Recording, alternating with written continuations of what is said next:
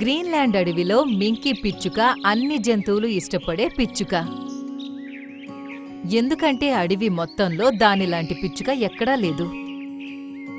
ఒకరోజు మింకీ పిచ్చుక దాని గూటిలో కూర్చుని ఉంది. అప్పుడే సోను పావురం దాని దగ్గరకు వచ్చింది.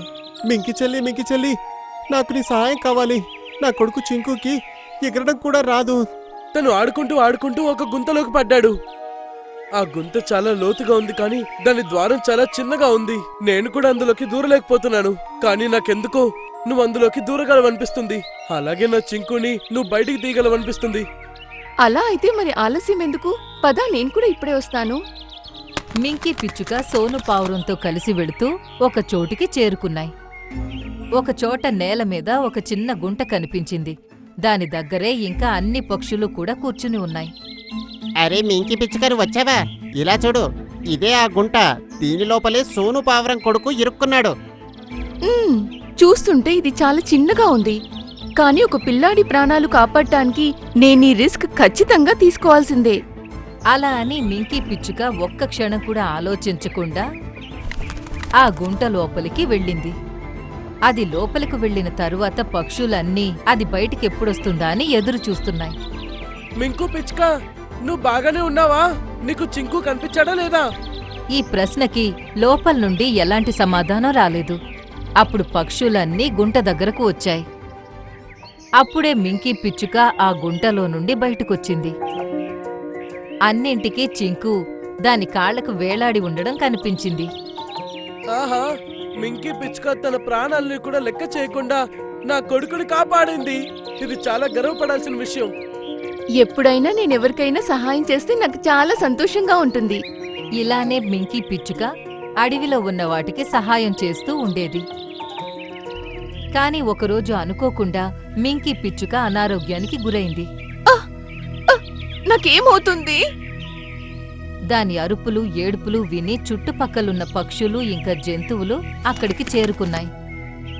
అరే మింకీ పిచ్చుక, ఏమైంది నీకు? నా కడుపులో చాలా నొప్పిగా ఉంది, చాలా అంటే చాలా.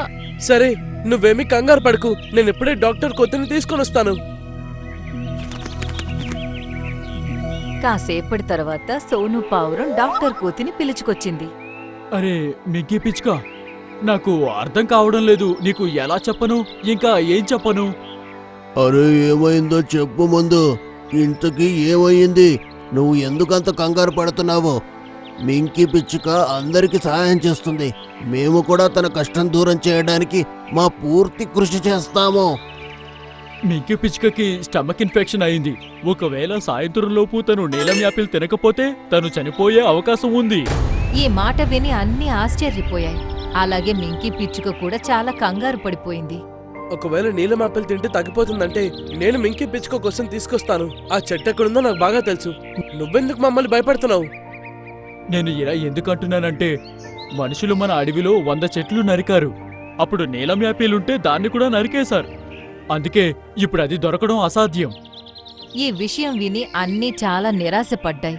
ఇంకా మింకీ పిచ్చుకని జాలిగా చూడ్డం మొదలుపెట్టాయి. ఇంతలోనే అక్కడికి చోటు కుందేలు వచ్చింది. నొప్పొస్తుంది. అరే చోటు కుందేలు, నీ కళ్ళకి ఏమైంది?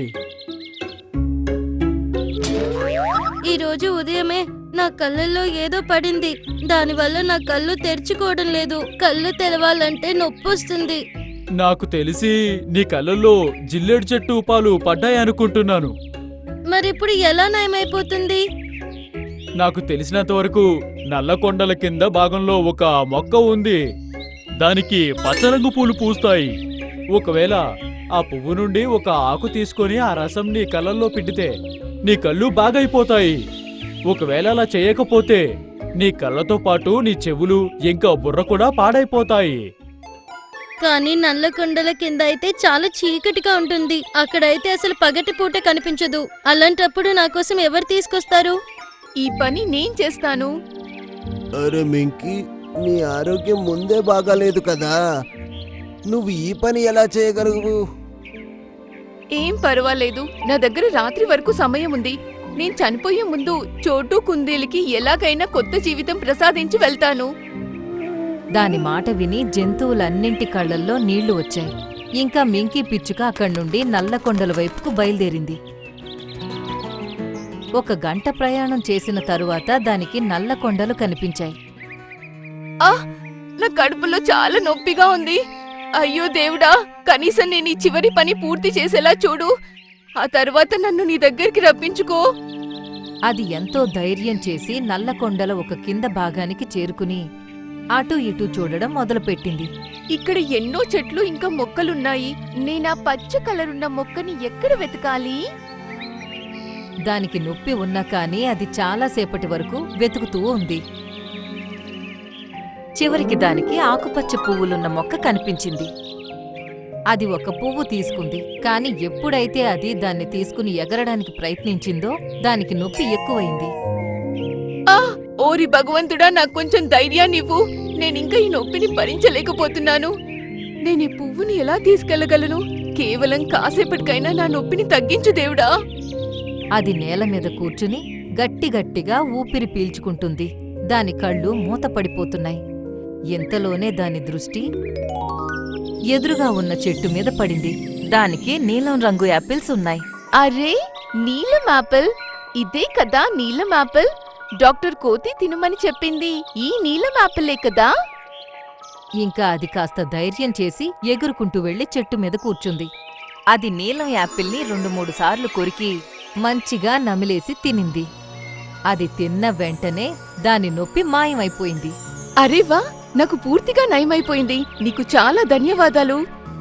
ఇంకా ఇప్పుడు అది పువ్వును తీసుకుని హుషారుగా ఆకాశంలోకి ఎగిరిపోయింది. కాసేపు ఎగిరిన తరువాత అది తిరిగి ఆ చెట్టు దగ్గరకు చేరుకుంది. చోటు కుందేలు ఇంకా నొప్పితో బాధపడుతూనే ఉంది. నొప్పి బాగా వస్తుంది. ఆహా, మింకీ పిచ్చుక తను ఇచ్చిన మాటను నెరవేర్చుకుంది. తను వచ్చేసింది. డాక్టర్ కోతి మింకీ పిచ్చుకు దగ్గర్నుంచి ఆ పువ్వును తీసుకుంది. తరువాత దాని రసాన్ని చోటు కుందేలు కళ్ళల్లో పిండింది. దాని రసం కళ్ళల్లో పడిన వెంటనే దాని కళ్ళు తెరుచుకున్నాయి. దానికి పూర్తిగా నయమైపోయింది. అరే వా, నా కళ్ళు ఇప్పుడు పూర్తిగా నయమైపోయింది. మింకీ పిచ్చుక, నీకు చాలా ధన్యవాదాలు. మింకీ పిచ్చుక, ఇప్పుడు నీ కడుపు నొప్పి ఎలా ఉంది? చూస్తుంటే నీకు బాగైందనిపిస్తుంది.